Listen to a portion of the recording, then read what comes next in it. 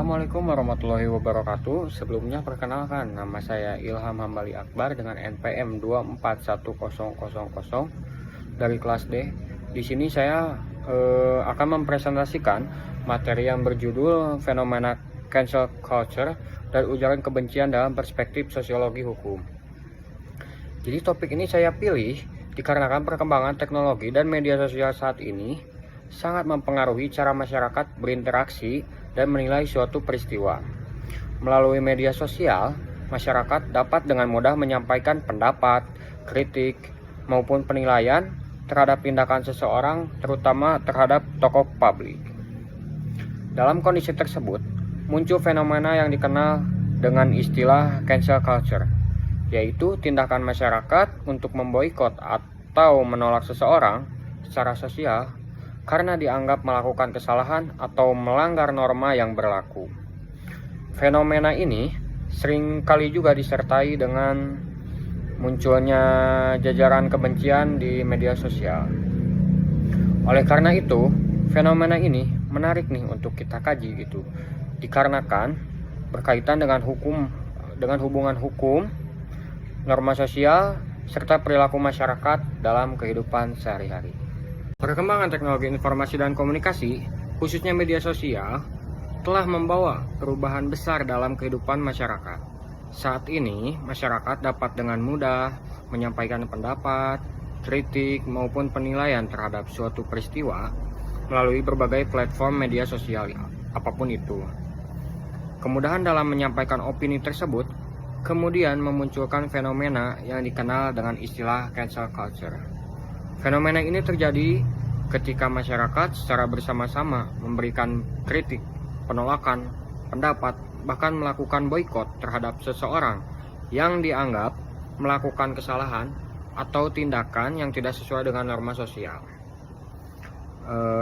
Dalam banyak kasus, reaksi masyarakat di media sosial tidak hanya berupa kritik, tetapi juga dapat berkembang menjadi ujaran kebencian yang menyerang individu atau kelompok tertentu. Oleh karena itu, fenomena cancel culture dan ujaran kebencian ini menarik untuk dikaji dalam perspektif sosiologi hukum dikarenakan berkaitan dengan hubungan antara norma sosial yang berkembang di masyarakat dengan aturan hukum yang mengatur perilaku manusia dalam kehidupan sehari-hari. Selanjutnya di slide ketiga. Jadi berdasarkan latar belakang yang dijelaskan sebelumnya, terdapat beberapa rumusan masalah yang menjadi fokus permasalahan dalam presentasi ini. Yang pertama, apa ya sih yang dimaksud dengan cancel culture ini, serta bagaimana fenomena tersebut muncul dan berkembang di masyarakat, khususnya di media sosial. Yang kedua, apa yang dimaksud dengan ujaran kebencian atau hate speech, serta bagaimana bentuk-bentuk ujaran kebencian yang sering muncul dalam interaksi di media sosial. Dan yang terakhir, yang ketiga, bagaimana fenomena cancel culture dan ujaran kebencian tersebut dapat dianalisis dalam perspektif sosiologi hukum, yaitu dengan melihat hubungan antara norma sosial, kontrol sosial masyarakat, dan aturan hukum yang berlaku. Selanjutnya di slide keempat ini berisi 3 poin. Yang pertama cancel culture, yang kedua ujaran kebencian, dan yang ketiga sosiologi hukum. Jadi pada bagian ini akan dijelaskan beberapa konsep yang berkaitan dengan topik pembahasan ini. Yang pertama, cancel culture merupakan fenomena sosial di mana seseorang atau kelompok mendapat penolakan atau boikot dari masyarakat karena dianggap melakukan tindakan yang tidak sesuai dengan norma atau nilai yang berlaku. Jadi dalam era digital ini, fenomena ini sering terjadi di media sosial melalui kritik massal, serangan komentar, ataupun ajakan untuk tidak mendukung seseorang. Yang kedua, ujaran kebencian atau hate speech merupakan bentuk ekspresi yang menyerang individu atau kelompok tertentu berdasarkan identitas, seperti menyerang suku, menyerang agama, menyerang ras, atau kelompok sosial lainnya.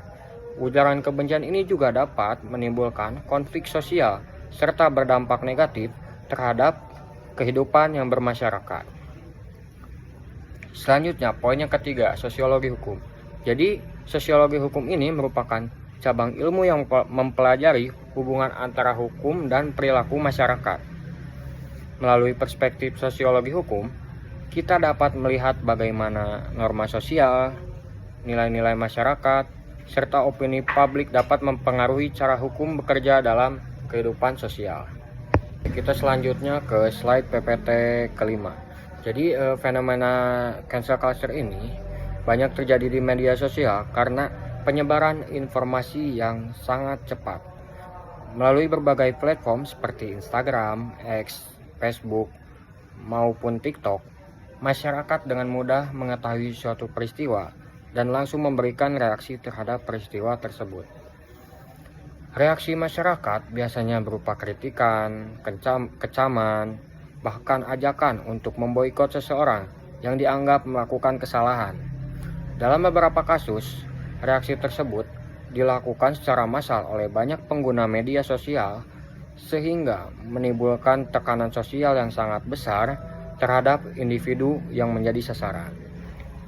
Sebagai contoh, kasus yang menimpa Saipul Jamil ketika ia kembali tampil di televisi setelah bebas dari penjara, banyak masyarakat di media sosial yang menolak kemunculannya dan mengkritik pihak televisi yang memberikan ruang kembali kepadanya.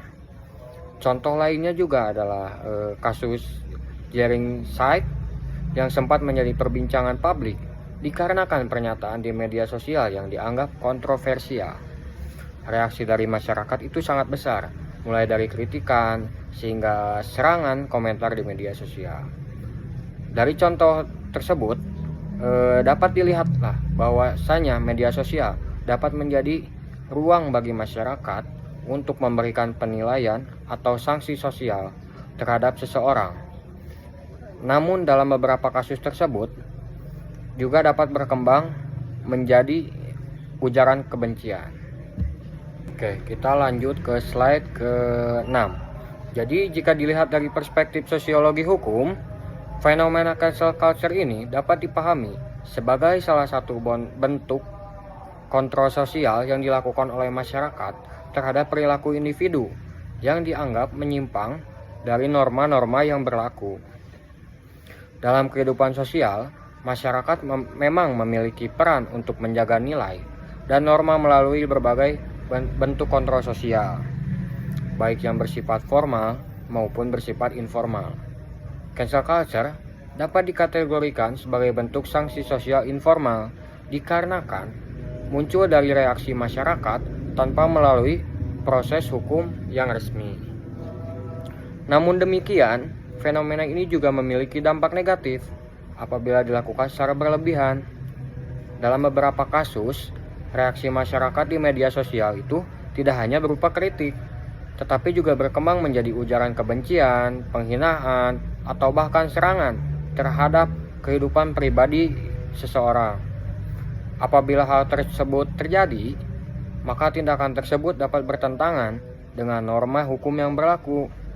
Karena hukum pada dasarnya juga bertujuan untuk melindungi hak dan martabat setiap individu dalam bermasyarakat.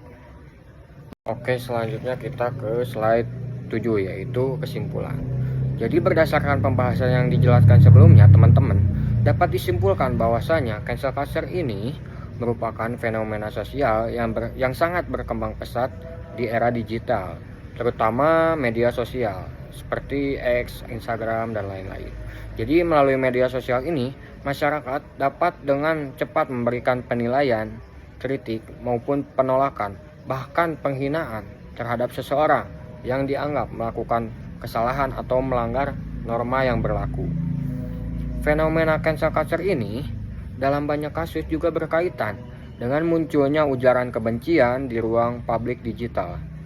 Hal ini dapat menimbulkan berbagai dampak sosial, teman-teman, baik bagi individu yang menjadi sasaran maupun baik kehidupan masyarakat secara umum.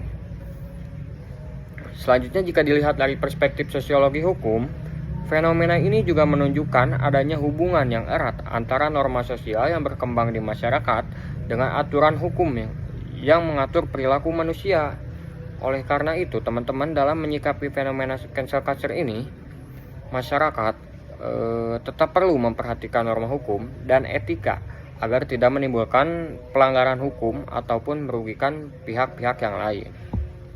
Demikian pemaparan yang dapat saya sampaikan mengenai fenomena cancel culture dan ujaran kebencian dalam perspektif sosiologi hukum ini. Semoga materi yang telah saya sampaikan dapat memberikan pemahaman dan menambah wawasan mengenai bagaimana fenomena yang terjadi di media sosial dapat dianalisis dari perspektif sosiologi hukum juga. Saya menyadari bahwa dalam penyampaian materi ini masih terdapat banyak sekali kekurangan. Oleh karena itu, saya mohon maaf apabila terdapat kesalahan atau kekurangan dalam penjelasan yang saya sampaikan. Akhir kata, saya mengucapkan terima kasih juga kepada Bapak Subelo Wiono, SHMPD, selaku dosen pengampu mata kuliah Sosiologi Hukum, serta kepada teman-teman sekalian yang telah memberikan perhatian selama presentasi ini berjalan. Semoga apa yang telah disampaikan saya dapat bermanfaat bagi kita semua. Sekian dari saya. Wassalamualaikum warahmatullahi wabarakatuh.